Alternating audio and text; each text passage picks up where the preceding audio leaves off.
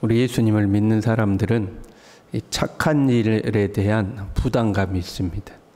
선해야 된다는 것, 선한 일에 힘써야 된다는 부담감이 있죠. 심한 사람은 강박까지 가지고 있습니다. 누군가가 부탁을 하면 거절을 못하는 거죠. 거절하고 나면 마음이 찝찝하고 양심이 찔리고 내가 하나님의 사람인데 도움을 거절했구나, 이제 이런 마음이 드는 거죠. 여러분 한번 생각해 봐요. 내가 전혀 모르는 지역에서 도와달라고 연락이 왔어요. 그게 교회라고 쳐요. 알지 못하는 교회인데 도와달라고 연락이 왔어요. 그러면 어떻게 해야 되죠? 안 도와주면 왠지 마음이 찝찝하잖아요. 지금은 안 옵니다마는 그런 편지가 간혹 오곤 했어요. 어느 시골에 오래된 작은 교회 목사님인데 병에 걸려가지고 치료를 해야 되는데 치료비가 부족합니다 해가지고 편지가 온 거죠. 거기에는 병원에서 병에 대한 증명서, 무슨 증명서 또 이런 사본들을 다 복사해가지고 이제 같이 보내요. 도와달라고. 그러면 여러분 어떻게 해야 되죠? 도와줘야 돼요? 안 도와줘야 돼요? 또는 선교지에서 잘 알지 못하는 선교지인데 연락이 왔어요. 이런 일들로 어려움이 있으니까 도와주십시오 하고 연락이 왔어요. 우리는 그럴 때 어떻게 하냐 하는 거죠. 선교한다는데 안 도와주면 아직 이게 마음이 무겁잖아요. 그런데 그럴 때마다 다 도와줄 수도 없는 거잖아요. 그런 것들이 우리에게 부담으로 주어지는 거죠. 지금 바울이 1차 전도 여행지를 재방문하고 있어요. 더베와 루스드라를 들려가지고 좋은 동역자인 디모데를 만났습니다.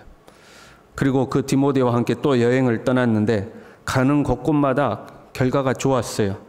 16장 5절에요. 이에 여러 교회가 믿음이 더 굳건해지고 수가 날마다 늘어가니라. 바울이 얼마나 힘이 났을까요?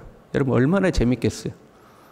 그렇잖아요. 우리가 누군가에게 복음을 전했더니 아멘하고 저도 예수 믿겠습니다 그래요. 이 사람에게 복음 전하면 저도 예수 믿겠습니다 그래요.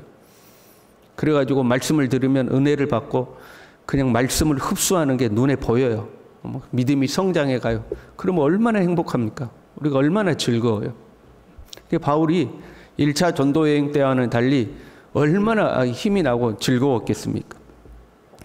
열매가 맺히고 있는 이 아시아 지역에서 전도를 좀 더 활발하게 하고 싶었겠죠. 영역을 더 넓히고 싶었을 겁니다. 그런데 6절에요. 성령이 아시아에서 말씀을 전하지 못하게 하시거늘 성령께서 말씀을 전하지 못하게 하셨다 하고 기록하고 있습니다. 아니, 복음을 전하는 것은 예수님이 제자들에게 주신 마지막 명령이잖아요. 너희는 때를 얻든지 못 얻든지 복음을 전하는데 힘쓰라고 그랬잖아요. 그런데 지역이 무슨 상관이고 인종이 무슨 상관이에요? 기회가 닿는 대로 다 복음을 전해야지. 그렇지 않습니까?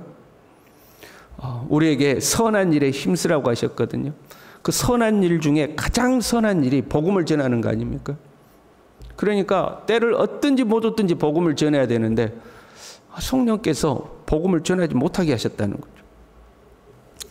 광주에 오래전 이야기입니다만 광주의 어떤 교회에서 어떤 운동을 했냐면 산상수훈대로 살자. 하나님의 말씀을 그대로 지키자. 예수님이 설교하신 그 말씀을 그대로 지키고 실천해야 된다. 그래서 산상수훈을 실천하기 운동을 했어요. 속옷을 가지고자 하는 자에게 겉옷도 가지게 하고 내게 구하는 자에게 주며 네게 꾸고자 하는 자에게 거절하지 말라고 그랬잖아요. 그것을 그대로 실천하자는 거죠. 도시교회에 가면 교회를 방문하는 그 도와달라고 하는 분들이 그 노숙자분들 그런 분들이 상당히 많이 있습니다. 그러니까 그분들이 오면 교회에서 정한 거예요. 오면 무조건 5만 원씩 드린다 하고 딱 정한 거예요. 선교사님들이 오면 아는 선교사님들이든 모르는 선교사님들이든 절대 빈손으로 보내지 않는다. 선교지에서 요청이 오면 그 어떤 요청이라도 거절하지 않는다. 누가 꾸고자 하면 반드시 빌려준다 하고 이제 산상수훈대로 살자 했어요. 여러분 어떻게 됐겠어요? 소문이 나니까요. 그냥 그 광주의 모든 노숙자들이 다 오는 거예요. 저희 가면 무조건 돈 준다고 그러고. 얼마 못 가서 포기했습니다. 도저히 감당이 안 되는 거예요.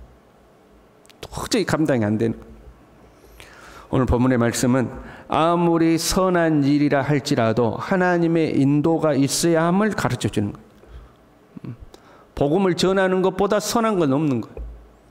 근데 그 복음을 전하는 것조차도 성령께서 막으시는 부분이 있고 인도하시는 부분이 있는 거죠. 우리는 이 선한 일이라는 데 대한 강박 때문에 선한 일이라고 생각되면 무조건 해야 된다고 생각할 때가 많아요. 선한 일이라는 것이 다른 모든 이유를 잠식시켜 버리는 거죠. 그런데 선한 일도 잘못하면 선한 일 하다가 다툼이 일어납니다. 선교요? 선교지에서 얼마나 많이 시험 드는지 모릅니다. 선교 갔다가 시험 드는 경우가 허다해요. 선교지를 선정할 때도 시험에 듭니다. 선교는 선한 일인데 왜 안 하냐? 내가 아는 선교사님 후원해 주라. 아니다. 내가 아는 선교사님 후원해 주라고 다투는 거거든요. 이 선한 일이라고 생각되는데도 갈등이 존재하는 거죠. 반대로 하나님의 인도를 받아야 한다고 하니까 하나님의 인도를 주장하면서 자신의 게으름 또는 자신의 탐심을 정당화시켜서도 안 되는 거죠. 사실 내 것이 아까워서 안 도와주면서 또는 내가 게을러서 선교하지 않으면서 하나님의 인도가 없으니까 안 한다. 이렇게 하나님의 인도를 핑계거리로 삼았어도 안 되는 거죠.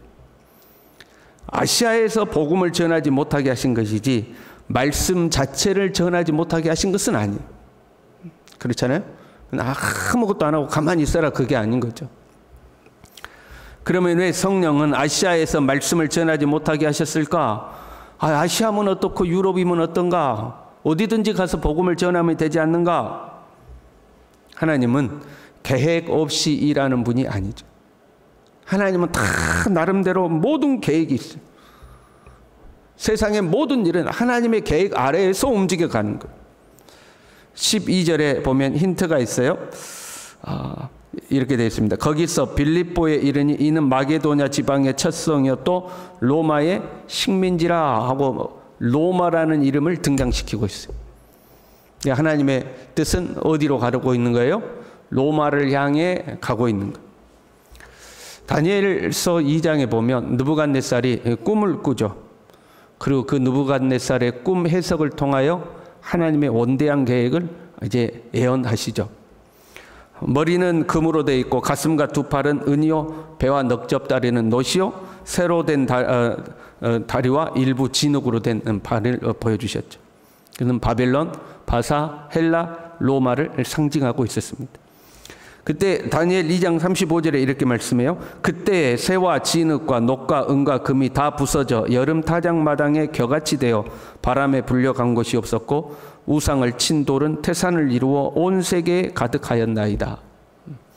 한 돌이 와서 그 우상을 쳐서 가루로 만들어버리는 예수 그리스도의 복음이 로마를 통해서 온 세계로 퍼져나갈 것을 예언하는 말씀이었어요.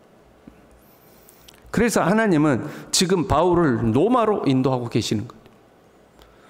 바울도 로마로 가기를 이제 간절히 소원하죠. 그래서 결국 바울은 로마에 모양은 제수의 모양으로 가지만 로마로 가죠. 그리고 사도행전의 28장 31절 마지막 말씀이 이렇게 끝을 맺습니다. 하나님의 나라를 전파하며 주 예수 그리스도에 관한 모든 것을 담대하게 거침없이 가르치더라. 어디에서요? 로마에서.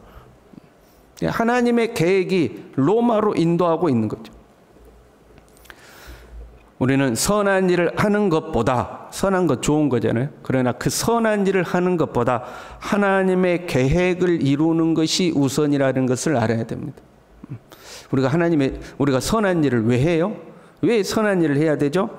그것 자체로 의미가 있는 것이 아니라 선한 일이란 하나님의 계획을 이루는 도구일 때 의미가 존재하는 거죠. 그러니까 내 인간적 감성에서 나온 선한 일. 저 사람 도와줍시다. 불쌍하잖아요. 저 사람 힘들게 사는데 도와줍시다. 아이고 짜내라. 그 인간의 감정을 자극하는 거죠. 어쩔 때는 그 너무 그 TV라든가 광고 같은데 이런 사람을 도와줍시다 하고 막 광고하는 거 있잖아요. 그 세이브 더 칠드런 뭐 이런 그런 단체들 있잖아요. 그런 단체들에서 도움을 요청하기 위해서 나름대로 뭔가를 영상을 만들어서 틀어주는데 어쩔 때는 너무 심하다 싶을 때가 있어요. 사람의 이 감성을 자극하기 위해서 최대한 동정을 유발하기 위한 그런 스토리들을 만드는 거잖아요. 그래서 아우 짠해라, 아우 불쌍해라 이제 이런 마음을 들도록 만들잖아요. 그러니까 내 어떤 인간적 감성에서 나온 착한 일, 그걸 뛰어넘어서 하나님의 뜻을 이루는 선한 일이 돼야 됩니다. 하나님의 계획하심, 하나님의 뜻이 어디에 있느냐 하는 거죠. 그러면 하나님의 계획을 어떻게 하는가? 3번의 하나님의 인도가 나오는 거죠. 6절에요. 성령이 아시아에서 말씀을 전하게 못하게 하시거늘. 7절에요. 예수의 영이 허락하지 아니하시는지라. 그리고 10절에 환상을 보았을 때에 하나님이 저 사람들에게 복음을 전하라고 우리를 부르신 줄로 인정함이러라. 재밌죠? 하나씩 하나씩 하나님이 그들을 이끌어가요. 그러면 우리 생각에는 하나님이 한 번에 가르쳐 주면 되지 않겠어요? 야, 거기 아니야. 거기 아니고 저기 마게도냐 지역으로 너희가 가야 된다 하고 하나님이 한 번에 알려주면 되잖아. 아시아가 아니라 마게도냐다. 저 유럽 쪽으로 넘어가야 돼. 아시아 쪽으로 가지 말고. 그렇게 알려주시면 좋은데 이리 가려고 했더니 하나님이 못 가게 막으시고 저리 가려고 했더니 하나님이 허락하지 아니하시고 하나씩 하나씩 이끌어 가시는 거죠.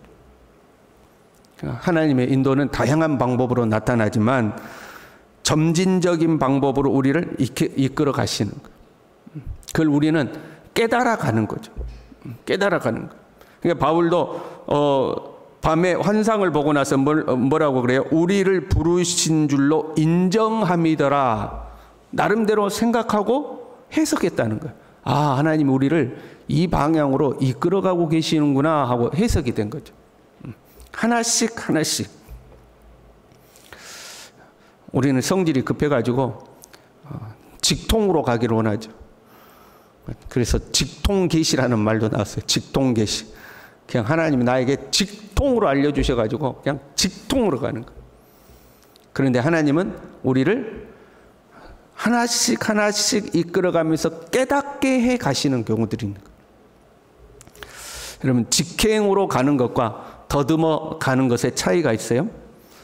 직행으로 가면요 빨리 갈 수 있어요. 한눈 팔지 않을 수 있어요. 그러나 많은 것을 보지 못하고 갑니다. 그렇잖아요. 여러분 막 급한 마음에 운전할 때 막 속도를 높여갖고 달려요. 그러면 좌우를 둘러볼 마음의 여유도 없고 앞만 보고 가는 거죠 그냥. 그러나 더듬어 가면요 더디 가죠. 시행착오도 많아요. 그러나 좀 더 많은 것들을 경험하고 가는 거죠. 그래서 하나님은 우리를 더듬어 가도록 만드는 경우들이 있어요. 시행착오를 겪도록 만들어 가는 거죠. 직행으로 가든 더듬어 가든 중요한 것은 하나님의 인도를 구하는 거예요. 하나님이 나를 이끌어 가시기를, 하나님의 뜻 안에서 한 걸음 한 걸음 걸어가기를 항상 주님의 뜻을 묻고 주님의 인도에 순종하려는 마음의 자세를 갖는 것이 중요한 거죠. 그러면 하나님은 우리를 하나씩 하나씩 하나씩 하나씩 이끌어가는 거죠. 나의 마음이, 나의 착한 마음, 나의 동정심에서 나온 마음, 이것이 앞서가지 아니하고 주님의 인도가 우리를 이끌어갈 수 있도록 이 새벽에도 기도하고 지혜를 구하고 성령의 인도를 구하는 우리 모두 될 수 있기를 바랍니다. 기도하겠습니다. 하나님 아버지, 아무리 선한 일이라 할지라도 하나님의 인도와 계획보다 앞서지 않도록, 때로는 나의 인간적인 마음이 하나님의 계획보다 앞서가지 않도록, 때로는 나의 게으름과 탐심이 하나님의 인도를 빌미로 정당화하지 않도록 항상 겸손하게 주님의 뜻을 묻고 그 주님의 뜻 아래 순종하며 살아갈 수 있도록 우리 모두를 가르치시고 지도하시고 인도하여 주시옵소서. 예수님의 이름으로 기도 올리옵나이다. 아멘.